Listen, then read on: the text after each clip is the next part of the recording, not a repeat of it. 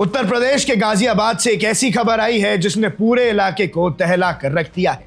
28 मई 2026 की उस शाम खोरा कॉलोनी में ऐसा क्या हुआ कि एक हंसता खेलता 17 साल का मासूम सूर्य चौहान बेरहमी से मारा जाता है। और सबसे बड़ा सवाल, क्या सिर्फ मुख्य आरोपी असाद का इनकाउंटर हो जाना इंसाफ है या फिर इस साजिश के पीछे छिपे बाकी चेहरों को उनके अंजाम तक पहुंचाना पुलिस के लिए असली चुनौती है।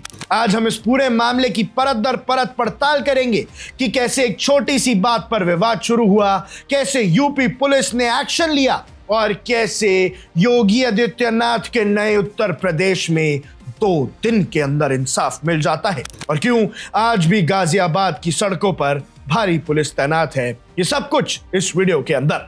कहानी की शुरुआत होती है 28 मई को। सूर्य चौहान उम्र में है 17 साल, जिसे उसके एक परिचित असाद ने ईद यानी बकरीद के मौके पर अपने घर बुलाया। चश्मदीदों और पुलिस की शुरुआती जांच के मुताबिक असाद ने सूर्य से कहा कि आओ तुम्हें बकरा हलाल होते हुए दिखाते हैं, लेकिन सूर्य ने ऐसा देखने से साफ इनकार कर दिया। वो वहां से वापस जाने लगा और बस यही वो मोड़ था जहां से बात बिगड़ गई।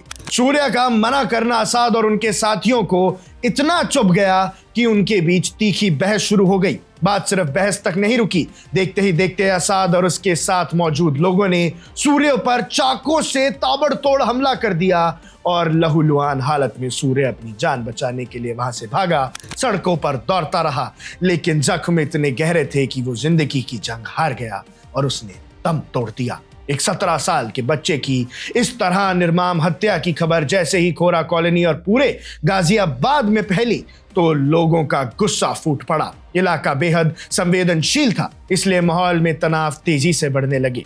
सूर्य के परिवार का रो रो कर बुरा हाल था, लेकिन उनके इरादे साफ थे कि जब तक हर एक आरोपी को एक कड़ी सजा नहीं मिलती वो सूर्य के अंतिम संस्कार नहीं करेंगे। और शायद यही बात योगी आदित्यनाथ जी को चुभ गई। परिवार और स्थानीय लोगों ने इंसाफ की मांग को लेकर प्रदर्शन शुरू कर दिया और हालात को बिगड़ता देख प्रशासन ने मुस्तैदी दिखाई और पूरे इलाके को छावनी में तब्दील कर दिया ताकि कोई सांप्रदायिक तनाव ना भड़के। यूपी पुलिस पर दबाव भारी था। कानून व्यवस्था बनाए रखने और कातिलों को पकड़ना दोनों ही बेहद जरूरी थे और गाजियाबाद पुलिस ने तुरंत एक्शन लेते हुए शुरुआती जांच में नामजद 3 आरोपियों को गिरफ्तार किया और 2 अन्यों को हिरासत में लिया। लेकिन कहानी का सबसे बड़ा मोड़ तब आया जब पुलिस मुख्य आरोपी असाद की तलाश में जुटी थी। पुलिस के मुताबिक असाद ने भागने की कोशिश की और पुलिस टीम पर हमला कर दिया। जवाबी कार्रवाई में यूपी पुलिस की स्पेशल टीम ने मुख्य आरोपी असाद को एक मुठभेड़ यानी इनकाउंटर में ढेर कर दिया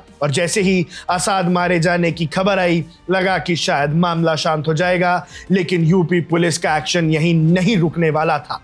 भैया असाद के इनकाउंटर के बाद भी यूपी पुलिस का रवैया अपराधियों के खिलाफ बेहद सख्त रहा। सोशल मीडिया और ग्राउंड जीरो से जो तस्वीरें और खबरें सामने आ रही हैं वो इस बात का गवाह है कि योगीराज में कानून का एक बाल बुलंद करने के लिए पुलिस किसी भी हद तक जा सकती है। सुर्खियों की माने तो सूर्य मर्डर केस में असाद के खात्मे के बाद भी पुलिस थमी नहीं। इस हत्याकांड में शामिल बाकी बचे कातिलों और मददगारों को पुलिस ने सिर्फ दर दबोचा ही नहीं बल्कि उन्हें चेन से बांधकर घसीटते हुए लॉकअप तक ले जाया जा रहा है। पहले तो आप इन विजुअल्स पर नजर डालिए कि कैसे जानवरों की तरह इन अपराधियों को बांधा गया है और पुलिस ने किस हिसाब से इनकी पिटाई की होगी कि ये लंगड़ाते हुए चल रहे हैं।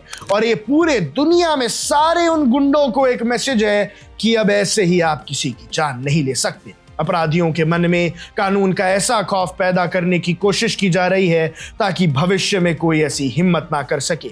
चेन से बंधे कातिलों की ये तस्वीरें साफ संदेश दे रही हैं कि अपराध करोगे तो अंजाम असाद जैसा ही होगा या फिर सलाखों के पीछे ऐसी जिल्लत झेलनी पड़ेगी कि जिंदगी भर याद रखोगे। एक पत्रकार के नजरिए से देखें तो ये मामला सिर्फ एक मर्डर और उसके बाद हुए इनकाउंटर का नहीं है। ये मामला है उस जहरीली मानसिकता का जहां एक नो सुनने पर किसी की जान ले ली जाती है और ये मामला है पुलिस के उस जबरदस्त मैसेजिंग का जो अपराधियों के मन में डर पैदा करने के लिए दिया जा रहा है। मुख्य आरोपी का इनकाउंटर हो चुका है, बाकी कातिल चेन में बंधे पुलिस की कस्टडी में है और गाजियाबाद में भारी सुरक्षा के बीच स्थिति को नियंत्रण में रखा गया है। लेकिन सवाल आज भी वही है, क्या इस तरह के क्विक और सख्त एक्शन से समाज में पनप रहे इस तरह के हिंसक मिजाजों को हमेशा के लिए मिटाया जा सकता है? सूर्य चौहान तो वापस नहीं आ सकते, लेकिन उम्मीद है कि इस सख्त कार्यवाही से उसके परिवार को कुछ हद तक इंसाफ जरूर मिला होगा। आपकी जो भी राय है, आपको जो भी लगता है, हमें कमेंट सेक्शन में जरूर बताइएगा। अब देख रहे हैं वन इंडिया, मैं हूं आकर्ष Kaushik. Subscribe to One India and never miss an update. Download the One India app now.